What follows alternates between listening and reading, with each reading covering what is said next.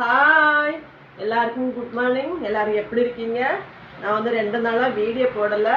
எனக்கு பொண்ணுக்கு உடம்பு சரியில்லைனால என்னால் வந்து வீடியோ போட முடியல.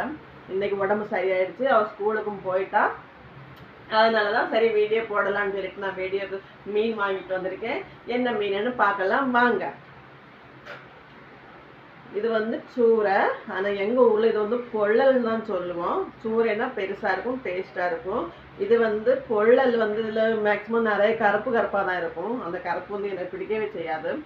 வேறு வழி இல்லாமல் தான் இந்த மீனை வாங்கியிருக்கேன். என்ன வேறு மீன் இல்லை. எங்கே பார்த்தாலும் இந்த சூரை இதுதான் கிடக்குது. வேறு எந்த மீனுமே கிடைக்க மாட்டேங்குது. அதில் இதை வாங்கிட்டு வந்திருக்கேன். இப்போ இன்றைக்கி இதை தான் வந்து குழம்பு வைக்கணும். பாக்கி 2 மீனை எடுத்து பொரிக்கணும். 5 மீன் இருக்குது.